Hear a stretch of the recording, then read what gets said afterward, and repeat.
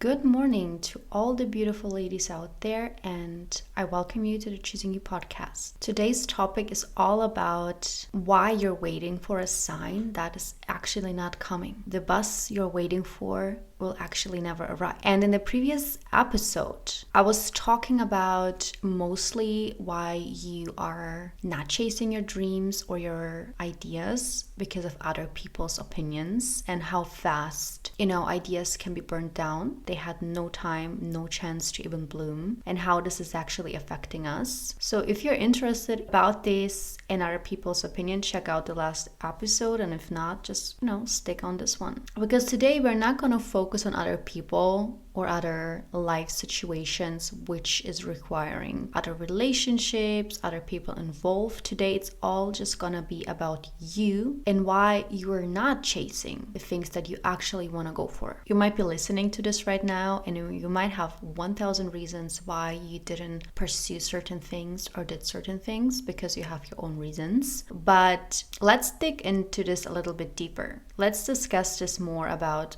all the ideas we have, the dreams, the thoughts, the crazy creativeness that we get during the night, and why we're still not going for it. There's nobody holding us back, but we're still not going for it. So let's say you totally eliminated all the noise around you. So all the people across the board you managed to stop listening to, family, it can be friends, it can be working colleagues. You totally, let's say, stepped away from it. You totally detached from whoever noise is around you, even though people are close to you, because you understood that, they're not giving you the answers you want to hear or the good feeling that you want them from them. Again, I talked about this in the last episode, so check it out. But you just decided for yourself that you want to take care of yourself. So you go a step ahead, which is amazing, because technically now nothing is holding you back, right? So isn't that the time where you would be like, yeah, now I can finally do the things I want to do. No one is holding me back. No one is, I don't have to explain to anybody. I don't have to,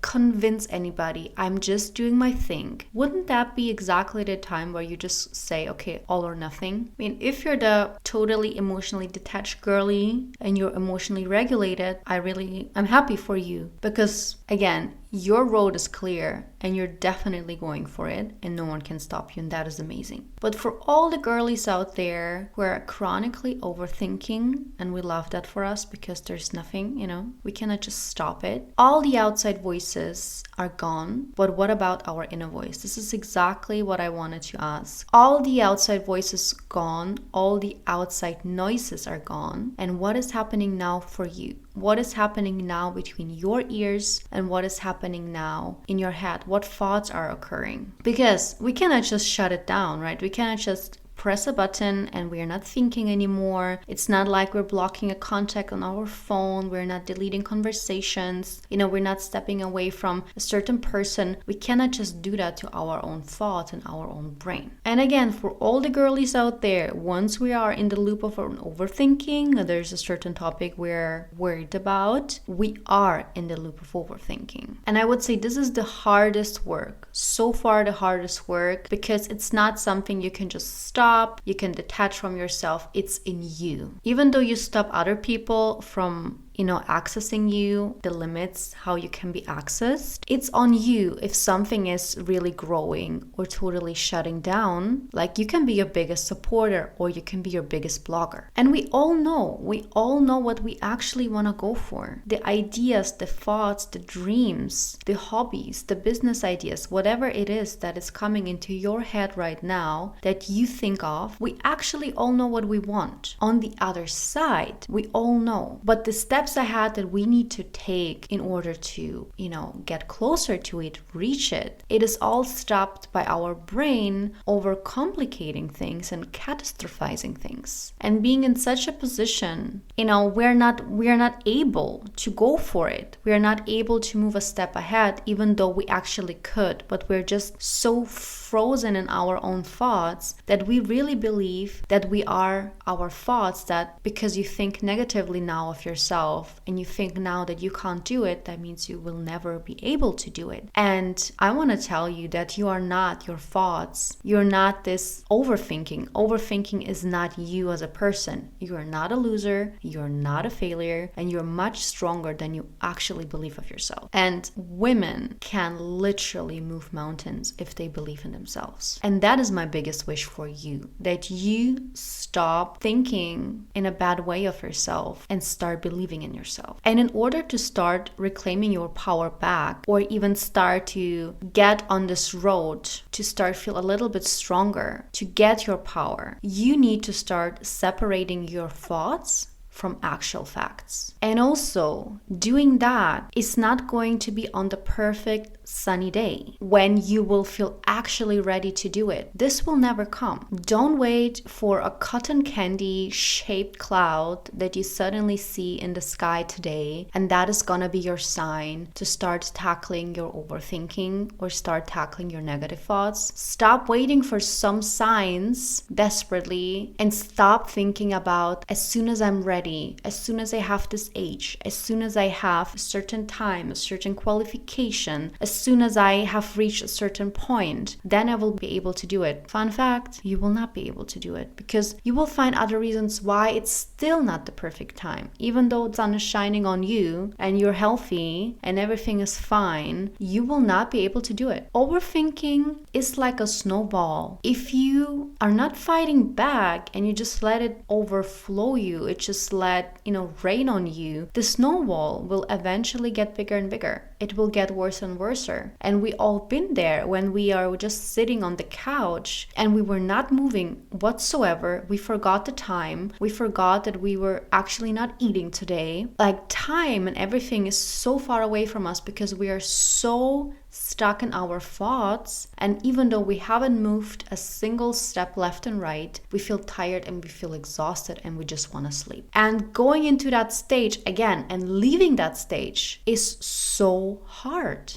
Don't let your overthinking brain win over you. And don't let this be you, be your personality. Like, this is just me. This is not you. Stop treating yourself in a bad way. Don't let them win over you. And it should be something like taking your thoughts by the hand and lead you out of this dark, never-ending tunnel. And how to do that eventually, as I was just mentioning, is a separation of thoughts and facts and experiences, because this is what your brain wants. Your brain wants data to understand if a certain situation is dangerous or not, or if you're capable or not. And if there's no data, if you haven't ever tried, if you haven't ever go for it, all the new things, the new hobbies, the things that you want to do will be inaccessible to you, will be far away, impossible to reach, because your brain has no data whatsoever on it. And by separation of facts and thoughts, I mean really write it down on a piece of paper. Create a roadmap. Write down whatever you are wanting to achieve. Maybe you want to visit an art school and you want to know how to paint, but you're just afraid to do it because you're introverted, or you just totally have no idea and you're afraid people will laugh about you because you have no skills. Maybe you want to open your own cafe, but you're so scared because you're not a barista. I have no idea. It's on you. Maybe it is going to travel by yourself, but you've never done that, but you actually want it so much, but you're so afraid because you're thinking just about the dangerous things that could happen, not about the wonderful experience that you could have there. And by writing it down, you can separate it into steps. This is step 1. This is the end goal. It can be step 10. And then you separate it by, let's say, difficulty.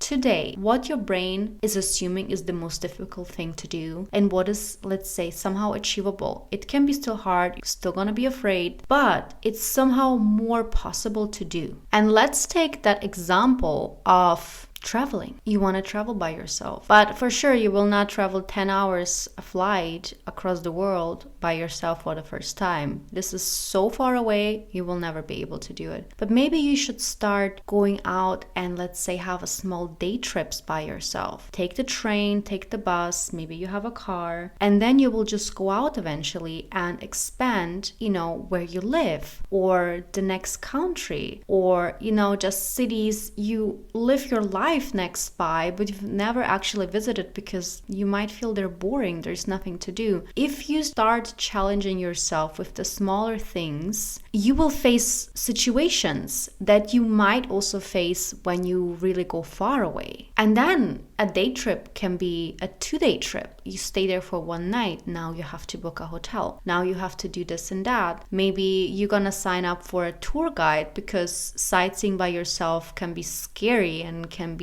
overwhelming. So there's so many things you can try locally before you actually go abroad. And every single time you have done something from your list that seemed to be, somehow scary, so you tackled it, you come back and you write it back on a, summary paper. This is what I did, this is what I've experienced. And once you write it down and you read through it, you will actually realize, oh, nothing bad actually happened. I had a really good time. It was not the biggest catastrophe that my brain predicted me that it's going to happen. It was not bad. People were nice. No one was, thinking I was weird because I was going by myself. So you're writing that down. The facts are the facts. You can always go back to this paper because eventually, if your brain suddenly coming with other things, but plan A can happen, plan B can happen, you can come back to this and say, listen, I've done this experience 1, 2, 3, 4 times. And let's say the outcomes are 4 times different, but never in a negative way. You can show this to your brain and say, hey, listen, nothing bad happened. Stop assuming that the worst can happen. And with all that data, you're helping yourself to lower down those very, very bad and dangerous and scary thoughts. And as I mentioned, you repeat it because you will repeat it. Once you see the joy, once you see that you're actually doing a great job and it's not that scary, you will start to expand. Each and every time you will do a little bit more that you feel now you're ready to do it. So you're growing out of your own comfort without even forcing yourself anymore. It's just gonna be very naturally because you're so curious. And sooner or later, you will be working on your list and higher on all those points, on all those, achievements and all those milestones. And you will realize one day, oh, now I'm at step 4 or 5. And once I was somebody who was scared of step 1, but I'm actually here now and I'm not scared anymore. Isn't that the greatest achievement you can do for yourself? By the end of the day, it's all about expanding your own comfort zone. Once you feel comfortable, start to be curious again. You always should stay curious and open to new things. Never assume that you know everything because this will never ever going to happen. Be open to new things. And you don't know. Maybe you're one step away